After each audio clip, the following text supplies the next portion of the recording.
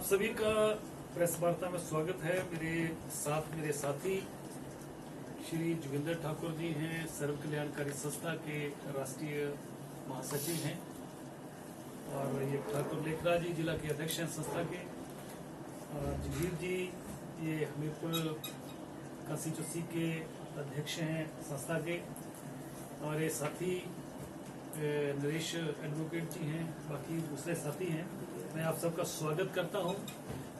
आज की जो प्रेस वार्ता है इसमें मैं आपसे कहना चाहता हूं कि 28 तारीख को सर्व कल्याणकारी संस्था के तत्वाधान में हम सुजैनपुर में मुरली मनोहर मंदिर में राष्ट्र रक्षा यज्ञ का आयोजन कर रहे हैं। और ये जो यज्ञ है ये नारायण गायत्री महायज्ञ होगा, जिसमें 21 ब्राह्मण इस यज्ञ को करेंगे। और इस यज्ञ में संत समाज से लेकर दूसरे सामाजिक लोग हिस्सा लेंगे। और इसका यज्ञ का जो मकसद है कि देश में जिस तरीके से नफरत का माहौल खड़ा किया जा रहा है, उन्माद, नफरत, धर्म, जाति, मजहब के नाम पर समाज को बांटने का काम, अत्याचार, अशांति, असुरक्षा, अराजकता, आतंकवाद जैसे कई मसले हमारे देश में खड़े हो गए हैं। हमारे प्रदेश में भी आतंकवादी सोच रखने वाले लोग इस देवभूमि में घुसे हैं, जो कि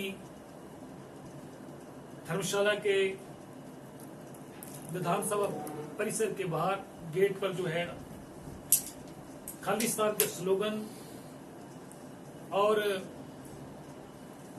खालिस्तान के झंडे वहां पर लहराए गए।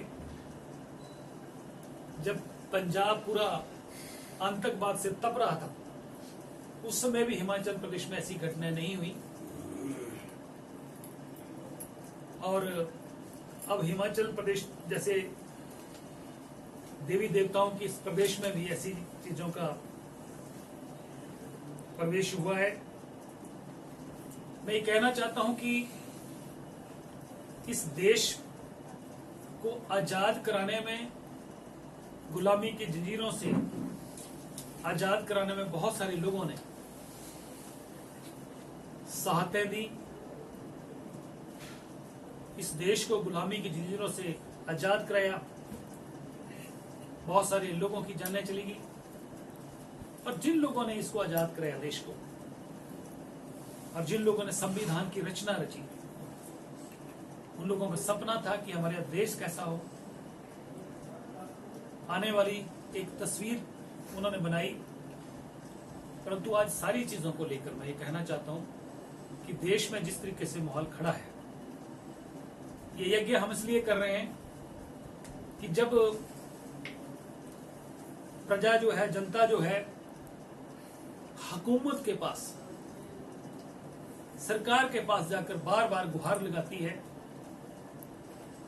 और उनके साथ कोई न्याय नहीं होता है, उसका कोई हल नहीं होता है,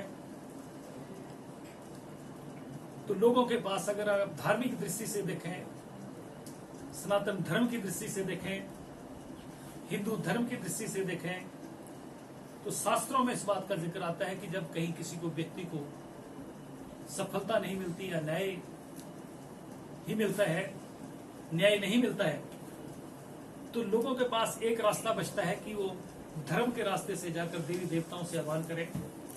मैं कहना चाहता हूं कि हिमाचल प्रदेश देवी देवताओं का प्रदेश है, और हमारे इस प्रदेश में लोग देवी देवताओं में विश्वास रखते हैं, धर्म में विश्वास रखते हैं। इसलिए आज जो देश में भय का वातावरण है, भूख, भ्रष्टाचार से तड़फ रहा हिंदुस्तान, भय, भूख, भ्रष्टाचार से तड़फ रहा हिंदुस्तान, महंगाई, बेरोजगारी, बेकारी बना देश की नई पहचान। आज लोग तरह तरह की परेशानियों से गुजर रहे हैं।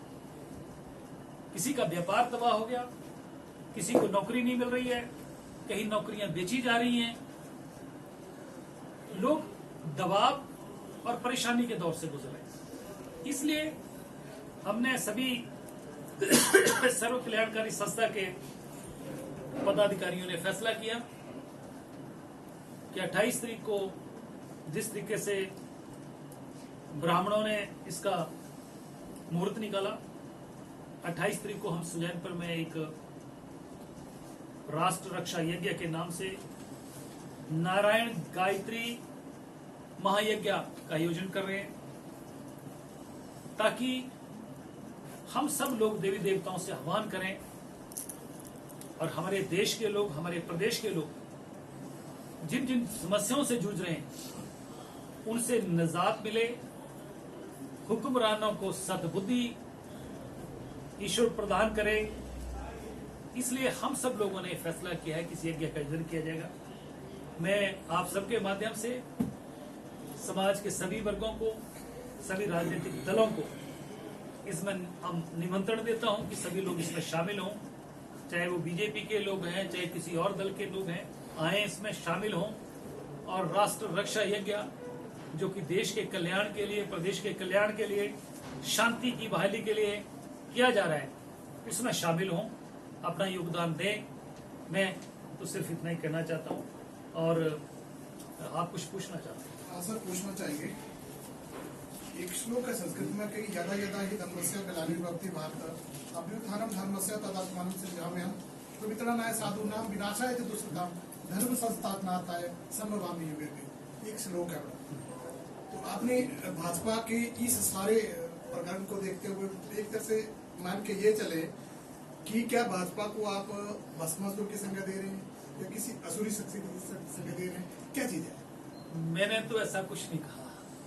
मैंने तो ये कहा कि देश में जिस तरीके से अशांति है, तनाव है और कई तरह के माहौल जो खड़े हैं, उससे लोगों को ईश्वर के चरणों में जाके, देवी देवताओं से आह्वान करके इन सब चीजों से जनता को निजात मिले, लोग इससे हल। आप पहले मेरे भाव को समझिए। मैं कांग्रेस पार्टी से जुड़ा हूं, कार्यकारी अध्यक्ष हूं, परंतु उससे पहले मैं एक सामाजिक आदमी भी हूं। और क्या किसी भी पार्टी के नेता को सामाजिक काम करने का अधिकार नहीं है क्या?